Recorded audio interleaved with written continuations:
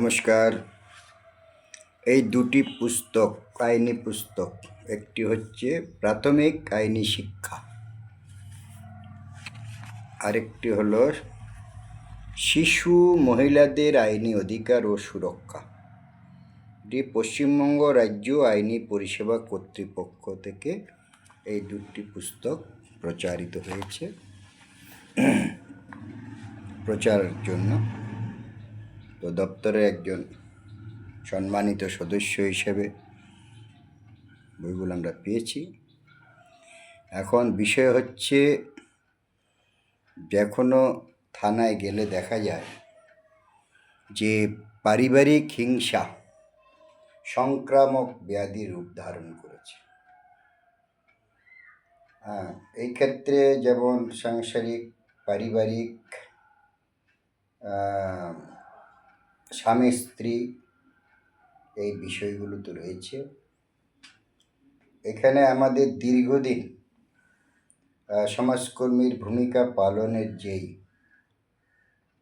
অভিজ্ঞতা, তাহাতে অনেক বিবাহিত যুবকরা সামাজিক লজ্জার কারণে নীরবে কেঁদে চলেছে। কারণ প্রেমের বিবাহ, ভালোবাসার বিবাহ, তাও বিচ্ছেদ, ছেড়ে দিয়ে চলে যাওয়া, এমনকি তাদের প্রেমের প্রতিদান সন্তানকে ছেড়েও চলে যাচ্ছে। আবার ইহাও সত্য যে কোনো কোনো স্ত্রী তার স্বামীর অত্যাচার সহ্য করেও পিতামাতার অনুরোধে সংসার না ভেঙে নীরবে সংসার করে যেতে থাকে। তার মধ্যেও বিভিন্ন ঘটনা, স্বেচ্ছা মৃত্যু। তাই আমি বিনা খরচে কিভাবে আইন পাওয়া যায়, যেটি সুপ্রিম কোর্ট, ভারতের সুপ্রিম কোর্টের মনিটরিংয়ে চলেই, লিগ্যাল যেমন রাষ্ট্রীয়ভাবে আছে, রাজ্যভিত্তিক, ডিস্ট্রিক্ট এবং সাব ডিভিশন, সম্পূর্ণ বিনা ব্যয়ে আইনি মীমাংসা করা যায়। এই ধরনের সমস্যায় যারা ভুগছে বা ভুগছেন, তাদের উদ্দেশ্যে কিভাবে বিনা খরচে অতি দ্রুত আইনি সমাধান হয়, তার জন্য আমি কয়েকটি মাধ্যম জানিয়ে দেব। প্রথমত, পারিবারিক হিংসা বিষয়ে যে কোনো বেসরকারি সমাজসেবী সংস্থার শরণাপন্ন হওয়া যেতে পারে। উদাহরণস্বরূপ বলা যেতে পারে যে আমাদের মতন যেসব সংস্থা রয়েছে, সেখানে বিষয় তুলে ধরে জানানো যেতে পারে। অবশ্যই লিখিতভাবে, মনে রাখবেন, যে কোনো এনজিও অফিসে গেলেও লিখিত আবেদনপত্র থাকবে এবং একটি অবশ্যই রিসিপ্ট গ্রহণ করবে। তারপর সে সংস্থা নিজেরা চেষ্টা করবে সমাধানের। যদি সম্ভব না হয়, তাহলে সাধারণ থানা রয়েছে, জেনারেল থানা। মহিলাদের বিষয় হলে সরাসরি মহিলা থানা শরণাপন্ন হওয়া যেতে পারে। শরণাপন্ন হওয়া যেতে পারে ডিপিও, ডিস্ট্রিক্ট প্রোটেকশন অফিসার। তারপর রয়েছে এইচডিও, সদর মহকুমা শাসক, তিনিও পদাধিকার বলে একজন ম্যাজিস্ট্রেট। এখানে বিশেষ করে 60 ঊর্ধ্ব বয়স্ক যারা আছেন, যা